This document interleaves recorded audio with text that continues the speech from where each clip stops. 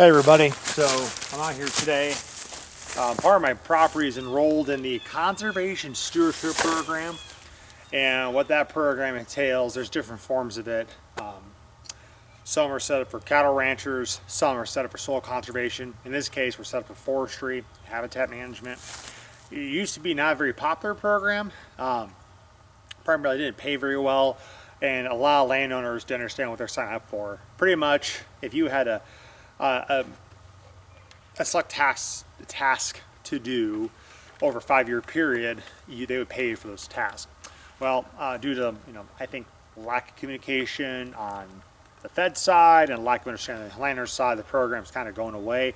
And then it had a revitalization. They're a lot more pickier about who got in, and I got in because I have a good history of completing EQIP programs within a reasonable amount of time. And also I was just recommended by our foresters because I was doing other conservation stuff on here without cost share. So I got in, and it's a 5-year contract. It's a great program. If you're active on your farm, you should sign up for it. But I got last year was year 1 for 2023. That was invasive species removal. If you saw me on Instagram with at Beast of Burn Podcast, all one word Instagram, you saw me doing a lot of foliar spraying of honeysuckle and multiflower rose, sericea, thistles, I think I said honeysuckle, and then we went to basil bark spraying, multiflower rose, and honeysuckle later on the season. This is year 2, and right now it's March 5th of 2024, and we're going to start our crop tree release. Now, we did a video on the basics of picking your crop tree for timber stand improvement, and one gentleman pointed out what the hell does that even mean, and essentially, and I apologize because I'm in this stuff so much, I don't think about people not knowing what I'm talking about. But I've entered the world of YouTube, so you get all kinds of people. It's going to open up a wider door. But in timber stand improvement, or TSI, there's these different, it's like an umbrella term for different techniques. In this case, we're doing crop tree release. Now, that one video we pointed out about the different crop trees, I was talking about red oaks and black cherries. That was more standard crop tree release. This section over here, my forester was trying to find the best code to make it appropriate. And essentially, it's a lot of chaos behind me. This will be our cedar video. We're going to be talking about this next. I'm not sure I'll make that video. I want to do a good job on it. But essentially, in this particular case, she said, kind of go nuts. So what I did, I've already gone through and hack and squirt the remaining cedar trees, elms, honey locust. I got that knocked out. But in this little acre, what I'm going to do is I have a few trees that I'm going to release. This one really doesn't need releasing. As you can see, like there's this like shingle oak behind it. I'll probably release it, and I might do some cut stump.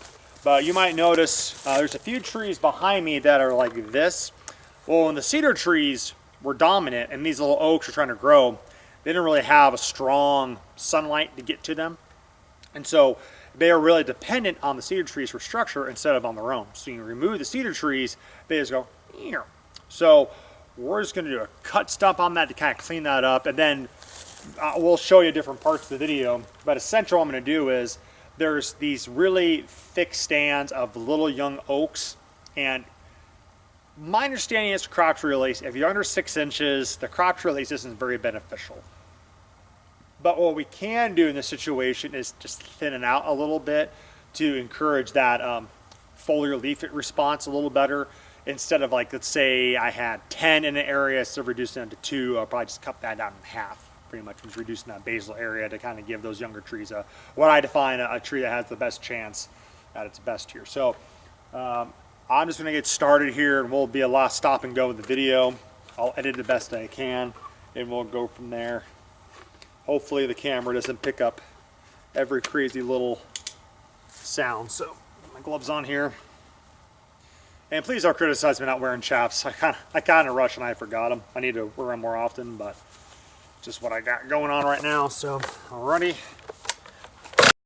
And right here is where Casey, my son, and I are going to be talking for a few minutes. I figure our voices will be a lot better than the chainsaw running.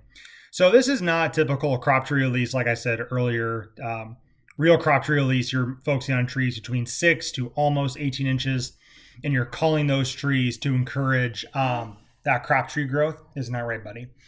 And really what we're doing here is just trying to thin out the basal area here to encourage better the younger crop trees. I'm trying to be careful because I don't want too much sunlight on the younger trees because you can make them become very bushy, but we're also going for savanna-like habitat as well. So that might be a future oak savanna, but wolf oak we're looking at right now.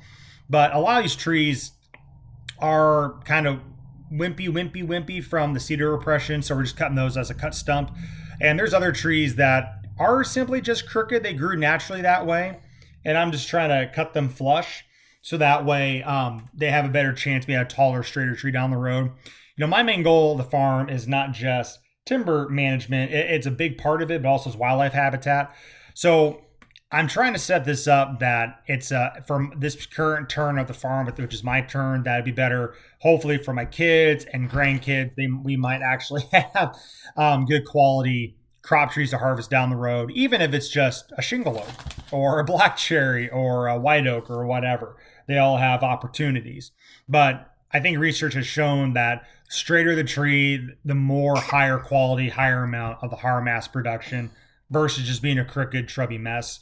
Because there's been some interesting studies on wolf oaks that they are amazing trees. They produce a lot of acorns, but they hit a certain year in their lifetime and they start declining acorn production. So that's an interesting note, though. So, but anyway, no, that's simply the goal. We're just trying to thin our basal area. We're trying to encourage those crop tree looking trees, and but it doesn't have to be perfect. Right. We're just trying to thin it out that way and create more light to the soil, get more of the potential other little oaks that are underneath there right now, and encourage more oak regeneration down the road. And as we're going to be burning this the next few weeks, our goal is we're going to be burning this area every year until we see a heavy oak regeneration response. Then we'll back off for a few years and probably burn in the wintertime when everything's completely dormant.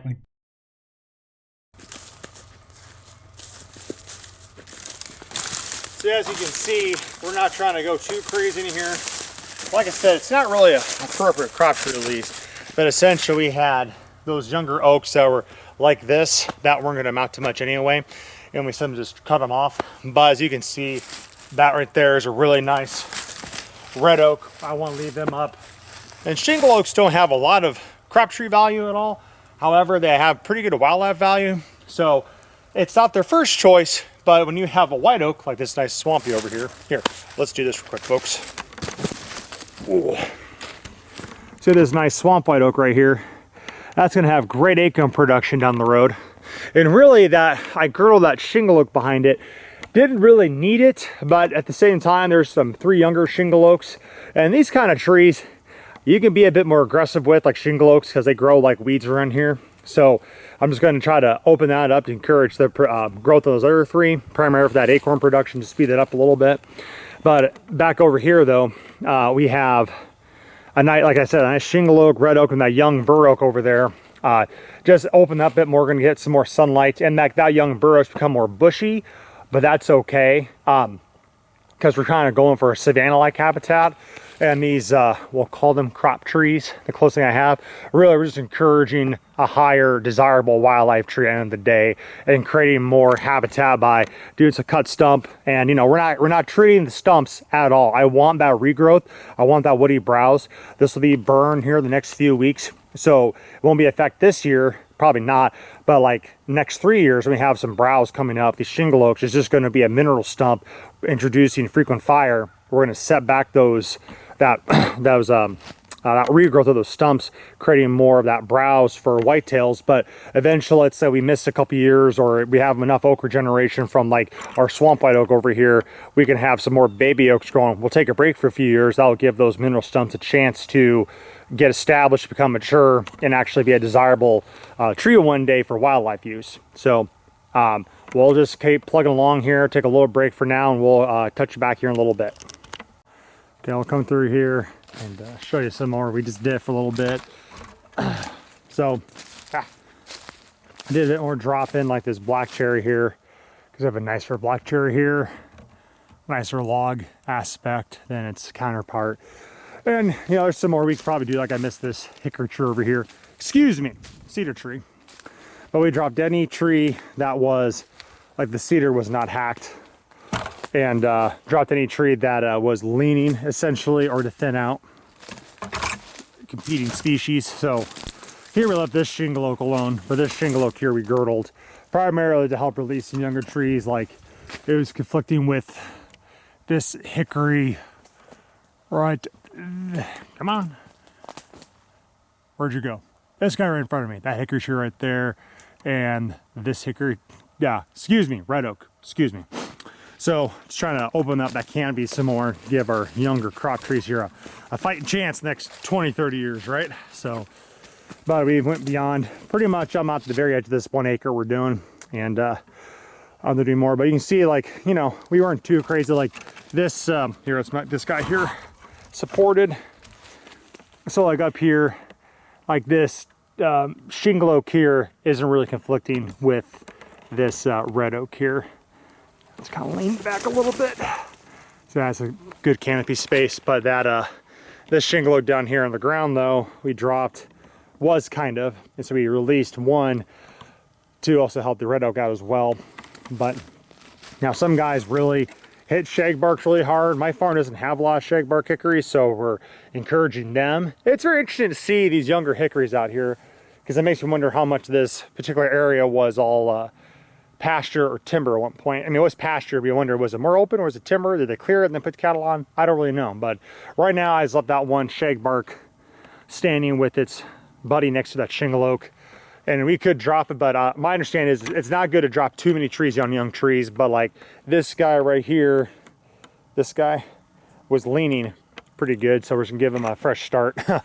So, and then like over here, we girdle this black black cherry, where my compete with this nicer red oak over here. So, and then we just dropped in their cedar tree. So just little stuff in this case. It's not traditional crop tree release. It's more like a thinning. In a nutshell, we're just doing some cut stump treatment. It's kind of my best judgment here regarding the trees and whatnot. So, so like, you know, another example over here, this little pile, that's gonna be kind of a good little brush pile down the road, but all those cedar trees and shingle oaks were damaged by the wind and lean, so I just cut all of them. They just hadn't fallen over yet. And some more shingle oaks, like there's a shingle oak leaning right there. I dropped it, let its buddy stand to help it out a little bit. So, but no, we're gonna do some more cutting in here and do some more releasing.